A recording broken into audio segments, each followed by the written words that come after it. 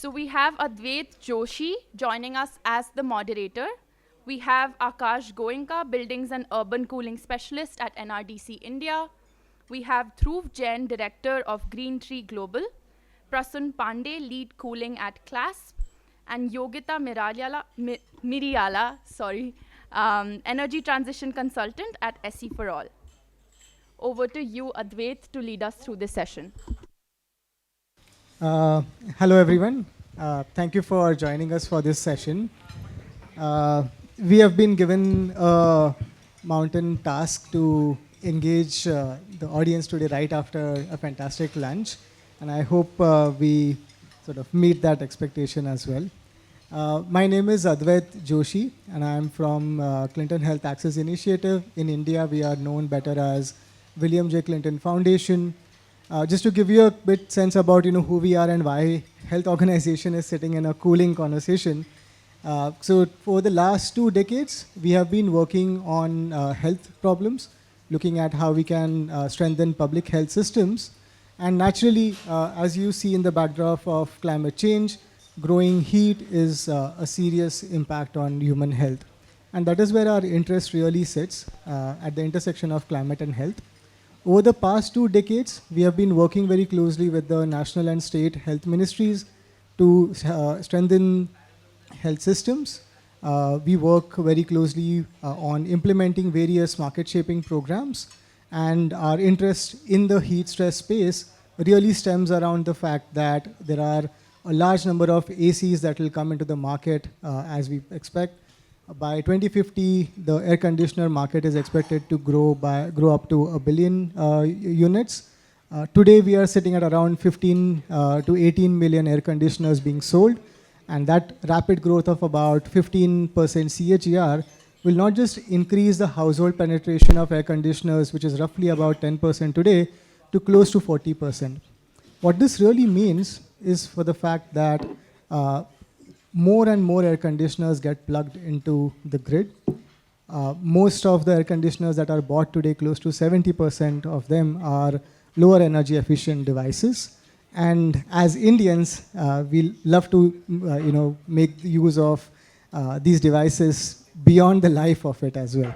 Most of us end up using air conditioners beyond 10 to 15 years, which means that all of these air conditioners that are locked into our houses will continue to guzzle electricity, demand high energy for cooling, resulting in more energy demand, which means more carbon emissions, creating a very vicious cycle of increase in cooling demand, increase in carbon emissions. And we anticipate that just in India, this kind of energy load specific to cooling could contribute close to 0.5 degrees Celsius itself through this vicious cycle. And that is where the William J. Clinton Foundation really sits to address a market shaping opportunity, to look at how supply and demand for air conditioners can be supported by increasing, one, energy efficiency of air conditioners, but also to work towards different market interventions which allow higher scale of adoption of energy efficient ACs.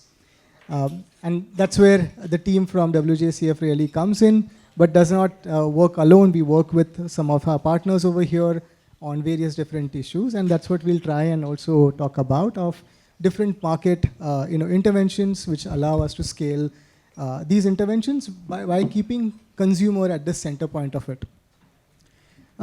Before I recommend my panel colleagues to introduce themselves, I just want to make sure that whatever I have said has not gone on deaf ears or sleepy ears, if I have to say. So maybe just to energize you guys, I want to do a small, very kiddish activity. I want everybody to just stand up. I think we'll just stand up. I think let's just shake ourselves up. Let's just be aware, just be awake for the fact that, yes, we are talking about cooling. It's an important topic. It's a problem that all of us are together trying to solve. And in Akash's words, this is a biradari. This is a tribe that has been coming together for such a long time and trying to solve this problem. So good. Now I can see everybody's awake. Please go back and grab your seats. and then we can move forward with the next conversations. Maybe I would suggest the panelists to maybe one by one introduce themselves, and then we get into a conversation. Dhruv, maybe with you. So thanks, Advait, and thanks for waking us up. So my name is Dhruv Jain. I represent Green Tree Global. So we are a sustainability consulting company based in Noida, working in this space for last 16 years. So I look at the businesses related to DSM programs in DISCOM, energy efficiency programs in MSMEs, and cooling related business. So fans and air conditioners, all programs related to these at Green Tree Global. So I'm an electrical engineer by my academics, also a certified energy auditor. Yep. Thank you. Yogita? Hi everyone, representing SE for All. So SE for All, its mandate is essentially Sustainable Development Goal number 7, which is on energy. So we work on energy access. There's a lot of work that happens in Africa where we're trying to provide electricity and clean cooking access. Other one is on renewable energy, so tripling renewable energy, and the third one is on doubling energy efficiency. So Mission Efficiency India, where we've taken up the project on energy efficiency, and we're working at different states, and also on demand flexibility. So that's where our work is. Thanks. Akash? Thanks, Advait. Hi, this is Akash, and I work as a buildings and urban cooling specialist with NRDC India, that's Natural Resources Defense Council India. And I was previously affiliated with the Berkeley Lab and with AAA, the Secretariat for ICC. In fact, I was there when ICC was being formed several years ago. At that time, it was called something else. Now it has a nicer name. And my areas of sort of expertise have been space cooling, energy efficiency of buildings, benchmarking of building energy performance, disclosure policies, and also garnering support for energy efficiency at international platforms such as the G20 and the Montreal Protocol. Thanks, Akash. Prasoon? Hi, good afternoon, everyone. I'm Prasoon, working with CLASP. Those who don't know CLASP, CLASP is a global not-for-profit which works to promote energy and environmental performance of appliances. I've been, in terms of the expertise, I've been trying to focus on air conditioner energy efficiency for the past 1.5 years. So that is my expertise. Thanks, Prasoon. I just want to acknowledge that CLASP and Chai are together doing this panel. Thank you, Prasoon, for all the support. And thank you, AAA, for organizing this conclave, or if I have to just again reword it as a meeting of the tribe. And just because we are a tribe, I also want to encourage the panelists to be more open, more candid, more vulnerable when we speak about some of these problems. And I'm sure the tribe also can sort of jump in with their really candid feedback and insights about the work they do towards the end, where we will try and keep some more space for question and answers. So having said a general context about the fact that there is going to be a significant demand in cooling solutions, I think the challenge that we really see is the fact that consumers are really reluctant to adopt high energy efficient solutions. So we are really interested to talk today about the market-based interventions that allow or enable consumers to really look at better efficient devices, whether it is ACs, whether it is fans or so.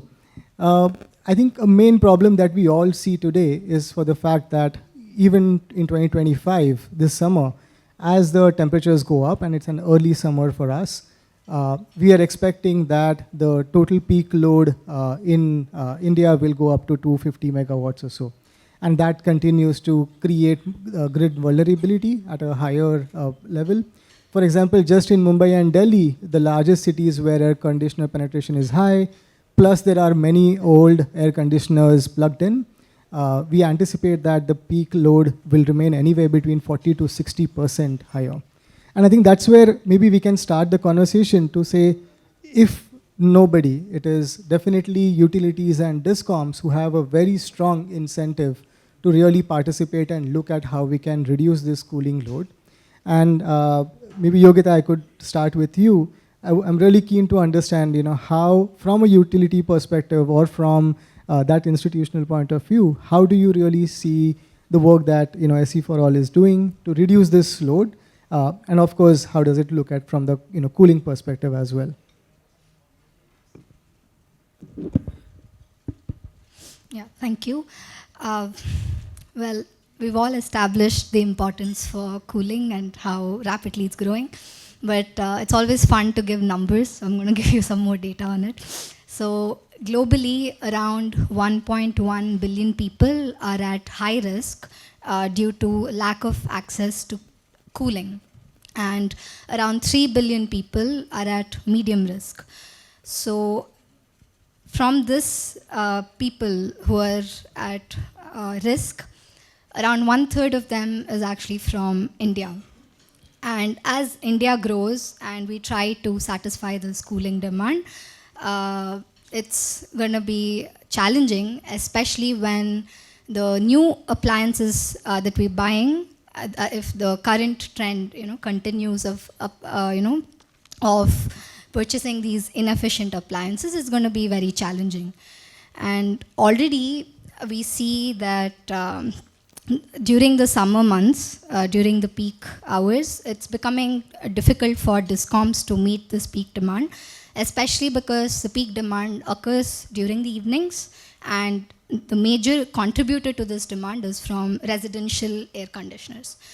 Now, how do we approach this issue? There are two ways. One is evidently efficient air conditioners, and efficiency would reduce the peak demand by a certain level, and not just the peak but also the overall demand. Now the other approach is through demand flexibility. So demand flexibility is a more targeted approach that focuses specifically on air conditioner load during the peak hours.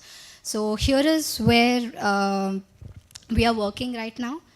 We're working with discoms in Delhi to address this issue. In Delhi, around 60% of the electricity consumption is mainly from the residential sector, and half of that is attributed to cooling requirements. And already the summer is here. Discoms are facing this challenge of how to manage the peak load. So what we're doing is we're trying to support the discoms by creating a few bidding documents where aggregators come into the picture. And so let's say we identify a feeder which is overloaded, and we target the households which have an AC and are connected to that feeder. And the aggregators would go to these households, and it's their job to get them enrolled in this program. And not only that, they also make the appliances, air conditioners, ready for demand response. So by that, what I mean is they install, let's say, smart plugs or relays or anything using which the aggregators can remotely control the air conditioners. And by control, what I mean is you can increase the air conditioning temperature by 1 or 2 degrees. Would any of you feel a difference if, let's say, in this room right now, we increase the temperature by 1 degree Celsius? Would any of you feel a difference? Not much, right? But it has a great impact on the grid because, especially during the peak hours, it can reduce the consumption by around, let's say, 6%. So that's one way of doing it. And the other way is through an orchestrated switching on and off of air conditioners. So, so all these things that I'm saying, it's only during the peak demand and only when the discom asks for it. So the aggregator would be establishing a network operation center, so where all these AC demand flexibility assets are connected, and the aggregator is able to switch them on and off when the utility, let's say, asks. So instead of the discom actually purchasing power from, let's say, the exchange or anywhere during the peak hours, they demand that from the aggregators. So the aggregators provide that 20 let's say 20 megawatt of demand reduction. So that's how this happens. And with that, there's a lot of system efficiency, not just air conditioning efficiency, but overall system efficiency that comes into picture. Because during the peak periods, the electricity is bought at a very expensive rate. So if we are able to allocate these resources differently, it's definitely going to help the overall picture.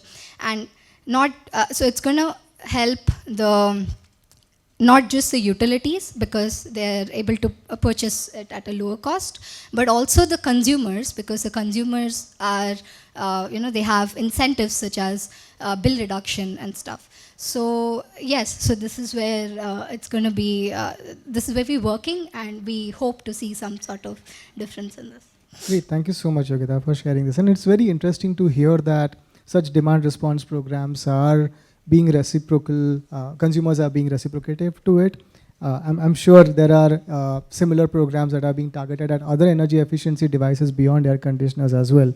But I want to stick to the topic of how utilities, discoms, can do a lot more to encourage consumers to move towards energy efficiency. And maybe Dhruv, that is where I want to come to you to really understand. One, you work with quite a large number of discoms. In addition to what Yogita mentioned about different DR programs, you've also been involved in looking at how discoms can also provide energy rebates. And to be very frank, I live in Alaknanda under BSES Rajdhani's jurisdiction, and it's been challenging to really find and tap into the pool of, let's say, the replacement programs that discoms run, right? So I'm really curious to understand, how does an average consumer really engage with discoms on similar value pools? What has been your experience in this? What are the key barriers? And I hope that we see a silver lining or bigger light at the end of that tunnel. Right. So thank you, Advait, and thank you, Yogita. I think first of all, when we talk about discoms, it is also important for us to understand why discoms. So when we are talking about optimizing electricity, we're talking about reducing peak demands. Discoms are the one who are selling electricity. So fundamentally, it goes against their own business interest. They're trying to reduce the purchase of electricity. Yeah, and this is a question some discoms have also asked us. Why should we opt in for these programs? Because you're reducing my business. Yeah, but the challenge is different. The challenge is, if you look at the annual load curve of a discom, let us say Haryana, the peak load for different months during the year varies from, let us say, 8,000 to 16,000. So it almost doubles during summertime. And for a discom, if you have to tie up with a supplier, power producer, to sell you power for 25 years, you don't know what is it that you want to buy. And that is where it becomes a problem for you as a discom. Because some months your demand is 8,000, other months your demand is 16,000. How do you finalize your contracts and agreements? And which is where you end up buying a lot of power in the spot market, or the day-ahead market as they call it, DAM. And the DAM rates are close to 8 rupees, 9 rupees per unit, compared to 3 rupees or 4 rupees for what they buy, for using these long-term power purchase agreements. So instead of a 3 rupee power, you're buying a 9 rupee power. And that is where it starts hurting you. Because, as Yogita mentioned, a lot of this consumption is for the residential customers in summers, for air conditioners. And they are paying you bill at 6 rupees. You are buying at 9 rupees. So you're losing 3 rupees for every unit that you're supplying in summers. And that is where it creates a business case for you to look at reducing your peak loads during those months. And that is where the economics lies. So this is how we've been trying to convince discoms to understand the economics, because unfortunately a lot of discoms do not understand this maths at all. Delhi discoms are different and they are smarter, I would say, ahead of the curve compared to the others. But a lot of state-led discoms, I would also say that there's a lot of knowledge gap as well of how this is hurting them. We are working with 18 discoms across North and Northeast India, and we find this gap which is more peculiar in the state-led discoms, in the Northeast region, say. And which is where Bureau MOP has been trying to push some of these programs to make them understand and implement and adopt these DSM programs. So we have done a few pilots. As we speak today, there are AC replacement schemes which are underway in all the 3 Delhi-based DISCOMs, Tata Power, BSES Rajdhani, BSES Yamuna. And for every 5-star AC that you buy as a consumer, the DISCOM offers you a subsidy or a rebate of 6,000 to 8,000 rupees. And on top of the discount on the MRP that you get. So essentially there is an MOP, market operating price, which is lower than the MRP. And on top of that market operating price, DISCOMs are giving you 6,000 to 8,000 rupees as additional incentive if you buy a 5-star AC, which kind of offsets the delta price for a 5-star AC compared to a 3-star AC. So this is where they understand that even if we offer 6,000 or 8,000 rupees to a customer, we will still end up saving some money as far as our purchase cost is concerned, the power procurement cost. Yeah, so you can imagine the amount of potential that is unrealized if we look at the demand across the country by reducing the peak demand and stabilizing the grid, flattening the load curve. There's a lot of money that all the stakeholders can save by simply switching over to a more efficient device. And that is what we've been trying to do through the DISCOMs. Of course, I would say the success has been limited. So Advait mentioned it is difficult for us to understand or get hold of the information around such schemes in DISCOMs. See, primarily it is because DISCOMs are not in the business of selling air conditioners. They're in the business of selling electricity. So they do not know how to sell ACs. Yeah, and they'll take time to learn these things. But that being said, there are certain DISCOMs, I would say some of them are based in Delhi, which are more progressive, with whom we have also undertaken certain pilots where their consumer outreach is good.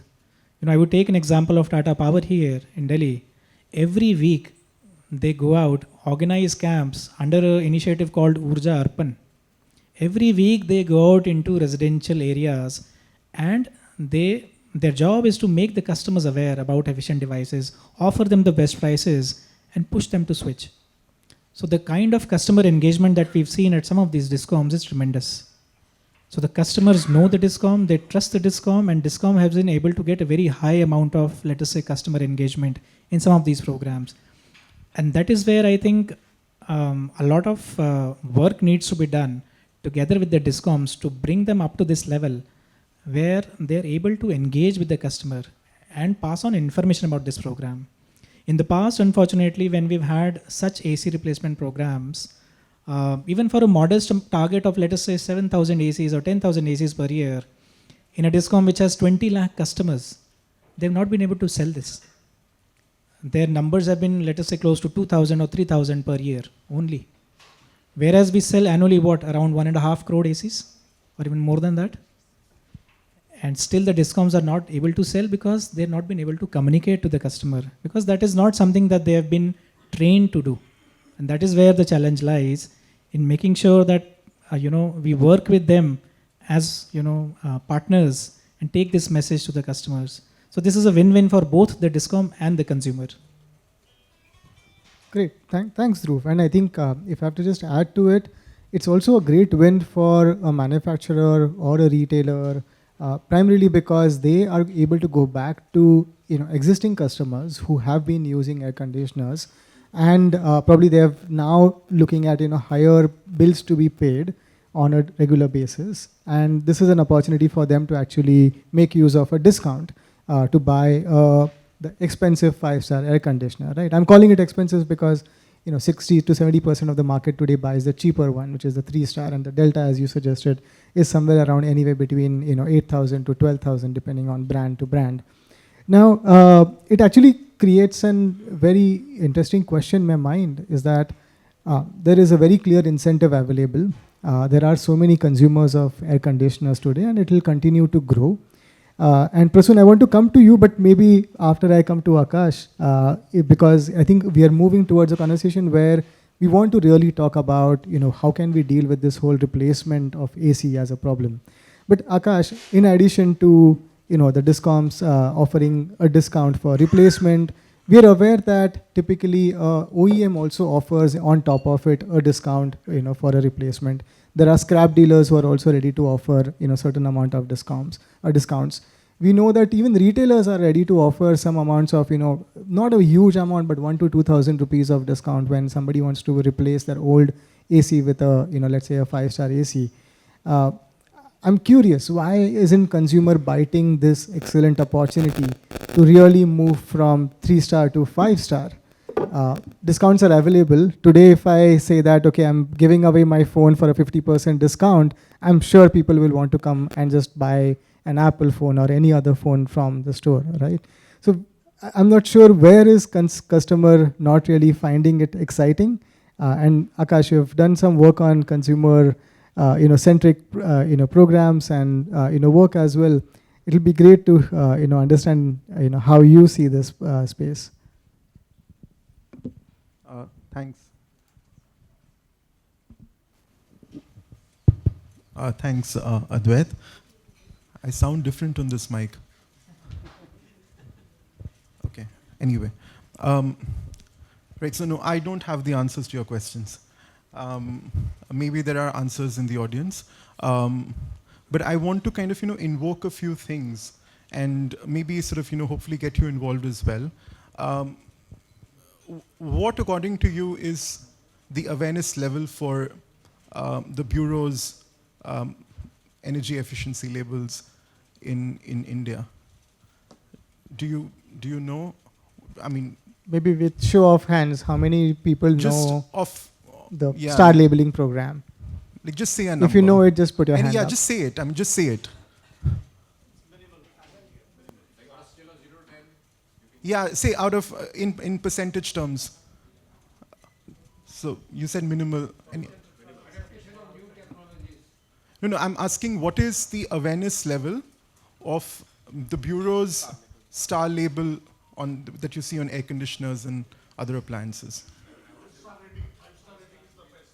No, that's great. But what's the awareness level? 50% of India knows about it, 20%, 30%, 70%, 80%, 90%. Okay, that's very, very optimistic. Anybody else? Okay, all right. So I don't know what the answer is, but I think CW does from their IRIS survey from 2020. So I have their data. That's 5-year-old data, so maybe it's updated now. I don't know if it's better or worse, hopefully better. But after almost a decade and a half since the launch of BEE's SNL program, only a quarter of India's electrified households have heard of star labels. So that's 25%.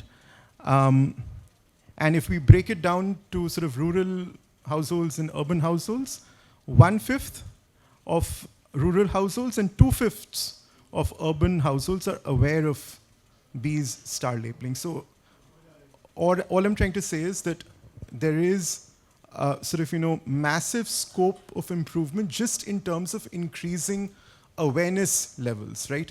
And whilst I'm sort of doing this intervention, I'm looking at all the comms professionals in the audience: Karishma, Supriya, Anushka, Saundarya, and sorry if I'm missing out some names, but really we need sort of you folks to help us here, because we are really sort of we've kind of hit rock bottom here. We need your help, right? Let's look at some more numbers. This is 2023-2024 numbers from the Bureau. That is 71% of split air conditioners that were sold were of 3-star or lower. Right, 71%. But if you were to look at this from another sort of angle, from the glass half full sort of perspective, the share of 5-star ACs was also at an all-time high of 28%. Now let's juxtapose sort of this information with some price points, right? And this is very sensitive. Everybody sort of has their own sort of view on this, and I am kind of, quoting what the Bureau is saying. So that I'm not kind of, I'm not responsible for this. This is the Bureau's numbers. It is possible to buy 2 different AC models at the same price point, with one 30 to 40% more efficient than the other. And the IEA, the International Energy Agency, sort of goes further ahead and says that it is possible to buy 2 different AC models at the same price point, with one which is twice more efficient than the other. Which is to say that probably the price is not really the sort of, deciding factor at the point of purchase for the consumer, according to this data. Then why is it that sort of, most people default towards buying 3-star air conditioners, 3-star or lower, 70%, remember that figure. And here I want to sort of, invoke a marketing term which is called the movable middle, right? Some of the marketing professionals over here would know. I have kind of, sort of looked it up, but the movable middle is basically that target segment of consumers that can be persuaded with the right kind of messaging, with the right kind of offer, and the value proposition, right? They are price sensitive, but they're open to switching with the right value. They're moderately aware, and they are receptive to peer influence or social proof. So I think, sort of, going forward, this movable middle is really what we need to identify and kind of, target through sort of strategic communications. And to support my kind of, thesis, I want to invoke some adjacent case studies, far removed from the entire cooling discourse that we're talking about right now. But let's talk about something that India can feel proud of, that is eradicating polio from India. And I'm just reading out some sort of, excerpts. And this is from the bulletin of the World Health Organization. And it says that it illustrates, that is the success story of eradicating polio from India. It illustrates how evidence-based and planned communication strategies, such as sustained media campaigns, intensive community and social mobilization, interpersonal communication, and political national advocacy combined have contributed to reducing polio influence in these countries, that is, and they were writing about India and Pakistan. Findings show that communication strategies have contributed on several levels by mobilizing social networks and leaders, creating political will, increasing knowledge, and ensuring individual and community level demand, overcoming gender barriers and resistance to vaccination, and reaching out to the poorest and marginalized populations. So this is where I would want to kind of, sort of pause and leave this thought with you, with all the communications sort of, professionals in the audience. We want to collaborate with you. Supriya, can we sort of, going forward in the next iteration of ICC, do something where we come together and really sort of do some strategic comms, as opposed to just doing PR for our own organizations, which is great and much needed. But I think it's also time to kind of move the needle and create some actual market sort of, change through consumer awareness. Thank you. Thanks, Akash. And I think this kind of reminds me of a great government program that we have internally discussed before, is the Ujjwala program, right? Which is a campaign by the government which basically focused on looking at how a transition can happen from a low energy efficient cooking to moving to LPG, and then sort of, while there was an initial subsidy to it, how do we sort of move the consumers away from that subsidy and sort of continue using more energy efficient cooking fuel, right? So, I mean, what I'm hearing from Akash, from you, is that how can we do a mutual fund Sahi Hai for 5-star air conditioners, or maybe a Swachh Bharat campaign for, I'm not saying Swachh Bharat campaign for air conditioners, but a similar campaign. Or Do Boon Zindagi Ke campaign, right? How can we just move away beyond the campaigns of 24 degrees Celsius set temperature to really talk about a 5-star air conditioner gives money back at X, Y, Z years at this particular rate. So I think that's one sort of clog in the wheel that we definitely need to grease a lot more. One clog that we spoke about was more from the point of view of how do we rally incentives that are sitting with stakeholders beyond just the air conditioner community or cooling community over here. I think the other aspect that, Prasoon, I want to come to you with, maybe let's put this conversation at, from a number point of view, from a scale point of view, right? We're talking about, old air conditioners that are sitting in this grid and the problem that we see on the grid. But how large is this problem really, and where do you see the bottlenecks? What are the interventions that, not just CLASP, but of course, since CLASP is associated with bureaus, work on this front, how, your insights on this particular work will be of great help. So thanks, Advait. Even if we look at a moderate number, the numbers is pretty stark. I think there would be at least 25 million ACs which would be older than 8 years as we speak. And I specified moderate, like this is a very modest assumption. If we are going to take a slightly better numbers and others, the numbers could be significantly higher. But given we are talking about the systems and we are trying to influence people, we are trying to look at the very modest number that at least this is the number of ACs which are old. Now coming to the replacement paradigm and the discussion we have been hearing, there is a lot more newspaper coverage these days about the replacement program. So this is not very new to India. If someone is trying to research and work on this, they would find the replacement programs were started as early as 2016 or 15 as well, where a few discoms ran their DSM programs. Now, if you were to analyze those programs a bit deeper, and because, I mean, as Dhruv said, the success level has been varying, and this is not a criticism, but if you want to deeply analyze all those programs, you would see that all such programs restricted consumer choice in a way.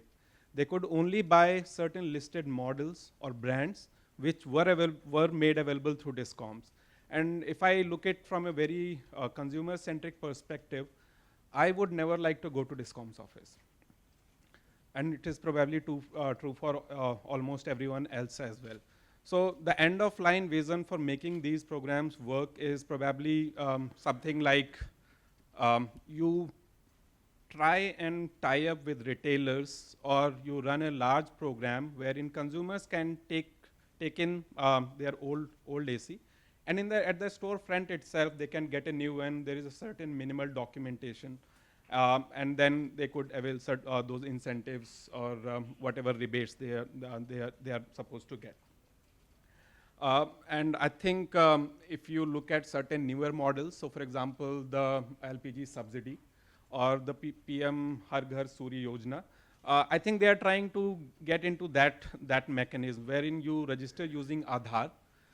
It's pretty much seamless. You get certain OTP, you register through a web page, and the formalities are pretty much done. So I think that would be my suggestion, I mean, not to anyone else here, but to the larger discourse. Probably we need to make this process a bit more seamless. And this is where I would say there are certain institutions which have a bigger role to play. Everyone is trying to create their own replacement program, but certain institutions could come in a way that they create a systemic framework based on which various institutional sellers or the people, institutions like ESL, they could tap onto that framework and create their own program. I could be talking about the likes of Chroma. If there is a framework made available, they could tap onto that framework and run their own replacement program. There could be large institutional consumers like railways and PWD. If they want to tap onto these things, they could run their own program. So we have to be maybe widen our horizon a bit to make these programs work. And I also had certain thoughts on what Akash started. So the price versus efficiency is a slightly more nuanced concept.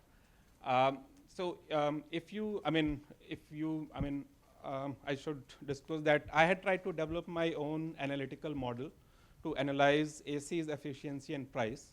I did collect a good amount of data, ran various models and regressions. So you would find that an AC's price is just 24, efficiency contributes to just 25% of the price, and rest of the price is determined the brand function. Now, if we have to keep that in mind, so then what Akash said usually works.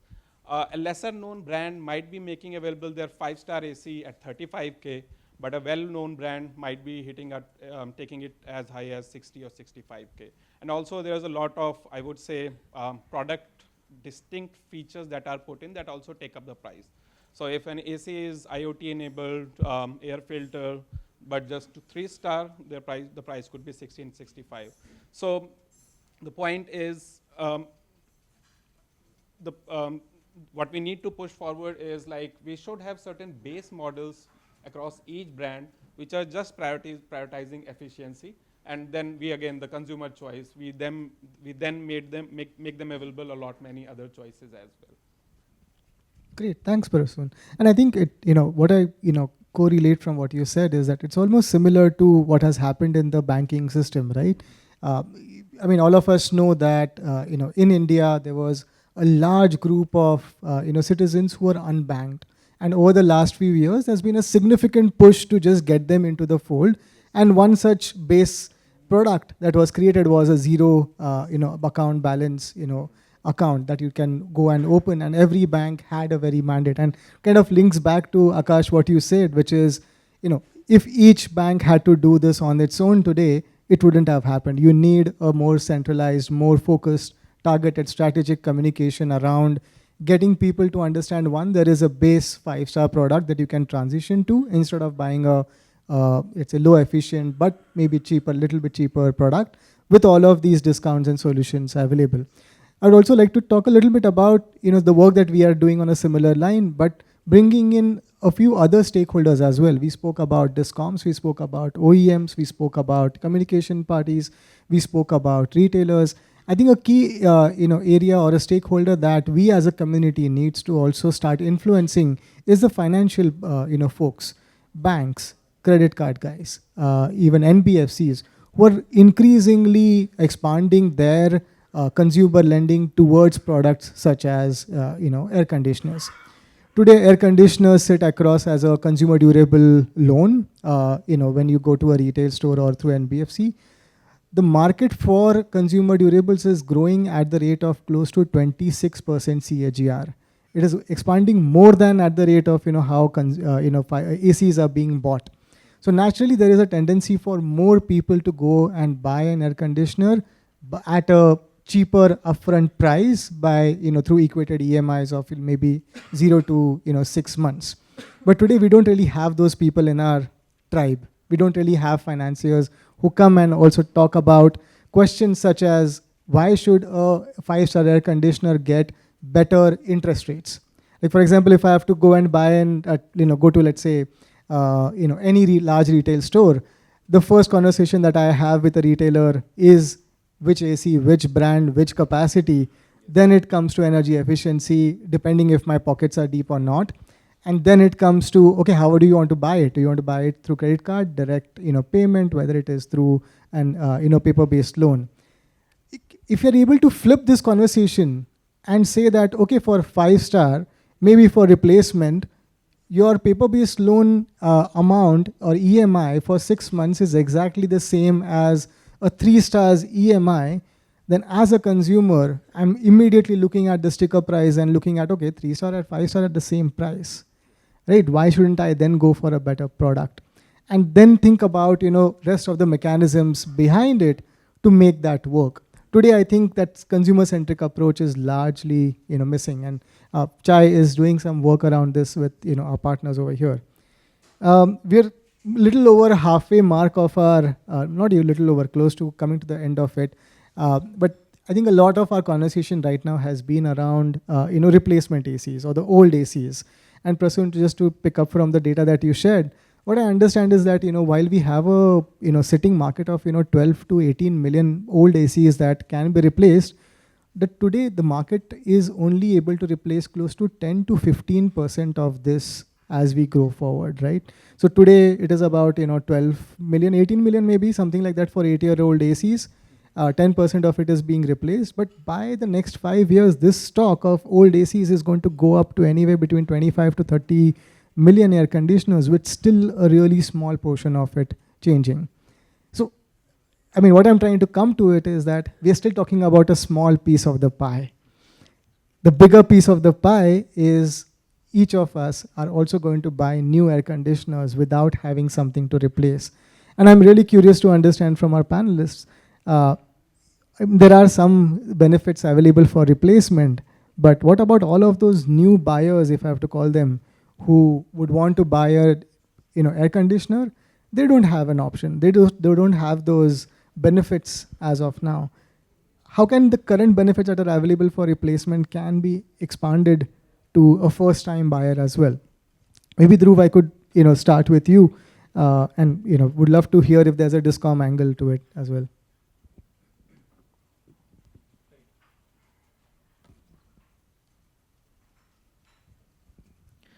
Right. So thanks, Advait. I think that's an important point.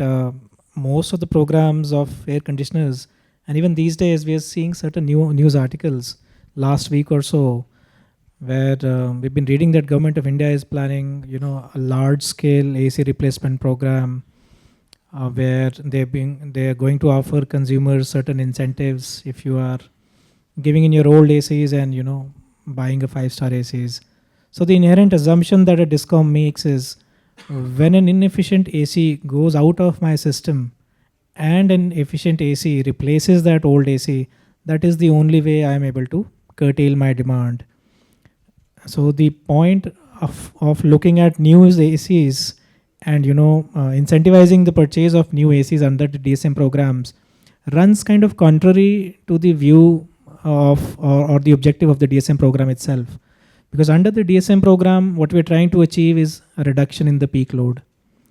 And when you're supplying new ACs or injecting new ACs in the system, you're actually doing the reverse. You're increasing the peak load.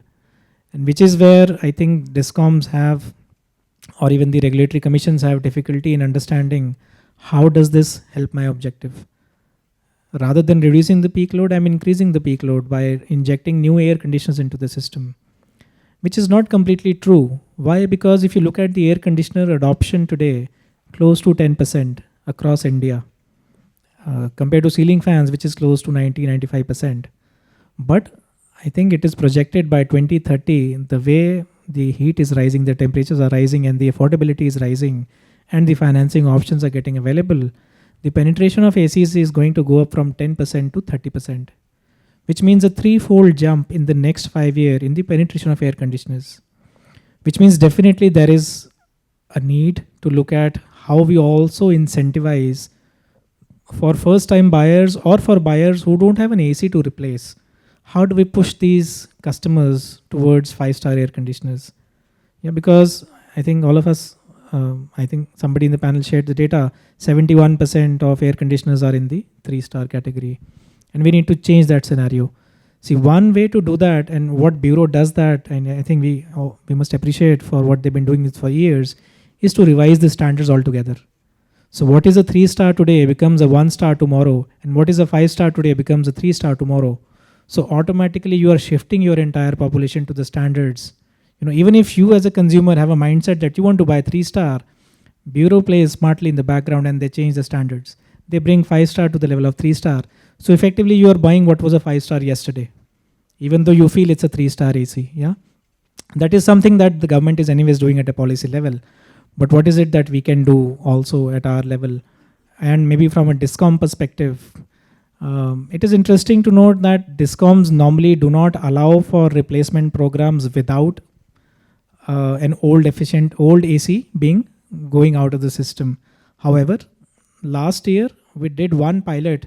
This was supported by Clinton Foundation at Tata Power, where we ran a program for customers of Tata Power, and we said, if you are buying a new AC and instead of a 3-star you are buying a 5-star, we will pay you a certain additional incentive. So this is not from the Discom, this is not from the regulator. This is coming from the pocket of a philanthropic fund, which was Clinton Foundation in that case. And so we ran this for a limited period.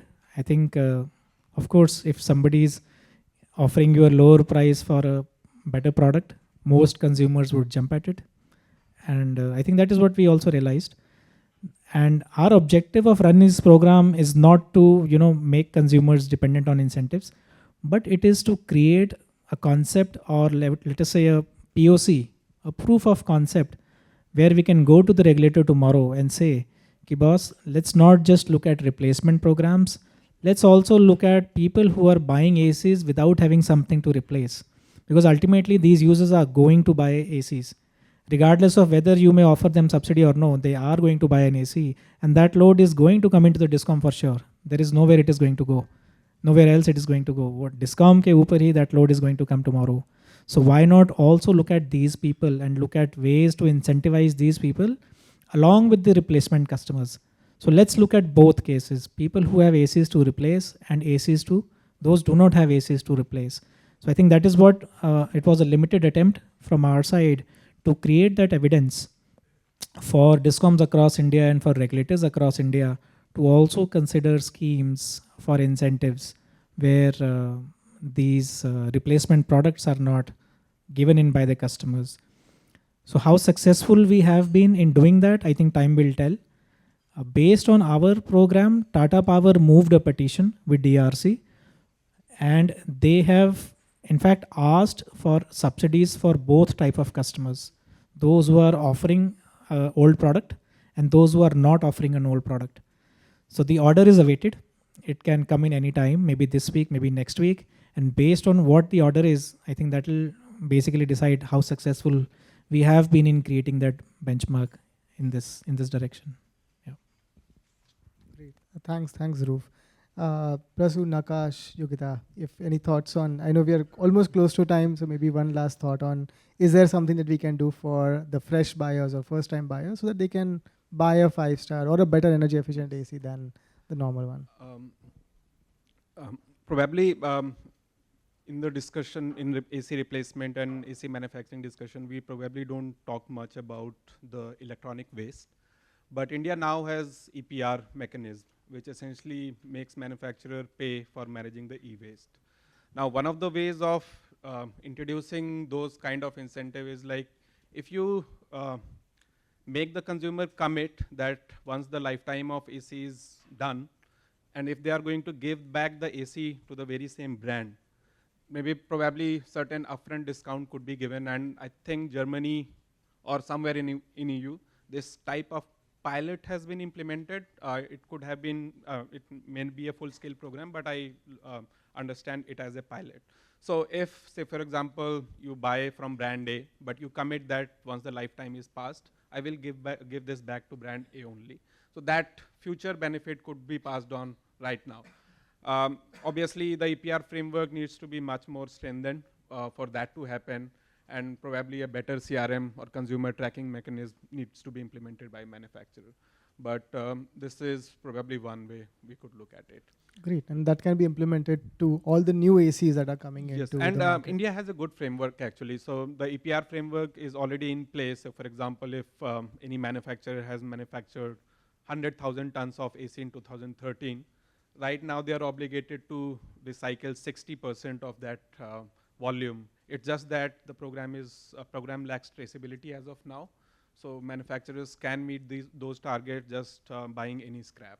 But if you link the AC EPR to AC waste, I think the program could be much more better, and then it would also contribute to replacement demand for ACs, because manufacturer then would need to remove ACs on their own to meet those EPR targets.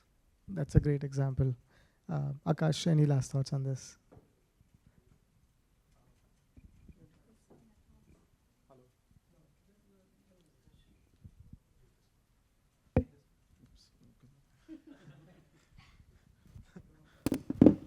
Thank you. No, I just want to say that I feel that we'll I just want to continue what I started saying, that we'll need to bring in professionals beyond engineers and sort of policy folks, and we need sort of social scientists and marketing people and communications people really to move the needle. I don't think we understand it very well. we kind of look at it from a very engineering sort of point of view. We need to sort of understand it from the consumer's perspective. And whilst for a first-time buyer, some may argue that the life cycle cost of an air conditioner is a good argument as opposed to just the upfront cost. I don't know if it's really going to work.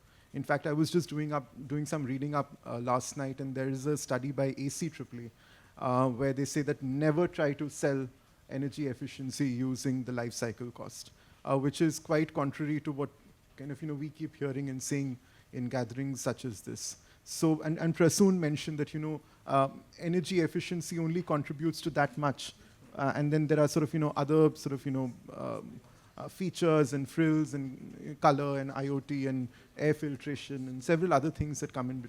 So my sense is that the Indian middle class, the first-time buyer, is an aspirational buyer. We need to make higher energy efficiency more aspirational. Maybe that's going to kind of help move the needle. But I really don't know the answer. I think other people will have the answer. No, actually, I did think, in contrast to what you said, I actually thought that life cycle cost would make a difference, especially coming with the culture that we have in where we look at price in a very different way. So I was in fact thinking if you had a plug and play sheet sort of a thing where you can actually input a few details, and then you find out to you how much cost savings you get over the lifetime, what is the payback period and all, because that depends on your usage. So in fact, I was thinking that way, but it's interesting to know that life cycle cost is not a great factor. Great, thank you Advait, so much. Yeah, one more okay. thing to highlight, given that we are talking about all the dimensions, for the replacement, what we have not discussed is the informal rental market. I'm not sure we have time, but in solving this big problem, we need to address that, because all the numbers that we have talked about is just plain and Jane sale versus stock. But even after NEC has lived for 12 years, it has gone out. Some informal vendor would refurbish it and use it again. So the efficiency goes down, but their life goes on. So you might find ACs which are 16 or 18 years old, Probably in the market. which are still guzzling energy. I could go on, but No, I think that's another panel discussion for us for sure. But I don't know, Anushka, I don't know if we have time for any Q&As. Maybe two quick questions, and while we love to take questions, I don't think all of us really have all the answers. So I think it's a brainstorming question that we can go ahead with. Please, sir. And it'll be great if you can just quickly introduce and we'll know who you are. Sensei Raj, founder of Vision India 2032 and Global Change Makers Network. Social scientist like Akash Goenka. Thank you. My problem with this whole discussion is about, except Akash, not you, and the lady sitting next to you, is that we've been focusing only on ACs and buyers. What are the climate-friendly solutions that we are talking about? How do we design? How do we design living spaces? How do we transport? None of you spoke about reefers. We have about 60,000 reefers, as I checked, about 2023, and I think they might have possibly added another 20,000, if at best. Yeah, you're absolutely right. I mean, But- it's not just about refrigerators. let It is me- also about let me continue fans. my It is thought. also about passive cooling. I think what didn't come across from the So conversation was... Can I finish? Sure. So the question confronting all of us and the future generations, see, I'm an old fart compared to you, but then the 2 generations after you is what I'm concerned about. How the 4-year-old and the babies are going to grow up in our spaces like these, right?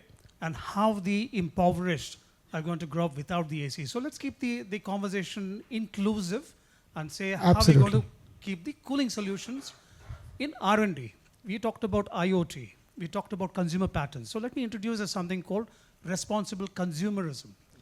We didn't speak about responsible consumer. So, sir, sorry, I'm cutting you in because we have only 2 questions to do, and it's a long conversation. It can actually just become a panel discussion altogether. Thank you. But sir, just to respond, I think the reason we ended up talking about air conditioner largely is not out of purpose to really say that air conditioner is the silver bullet for cooling. I think it's far from silver bullet. In fact, it is the pain point. It is the problem of the cooling system right now.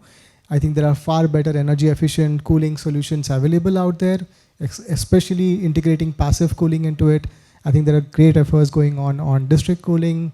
I think HVAC systems are far energy efficient than split air conditioners. But the reason we picked this up is in the next 10-15 years, India is going to become the hub for split air conditioners. It is whether we decide not to buy air conditioners at all, India is going to buy. It is an aspirational product to buy.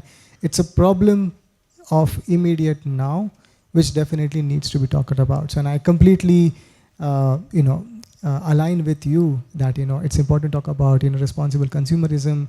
That's where I think the DR conversation really sits. But of course, it's a longer discussion to have. Maybe one last question. Absolutely. Yeah.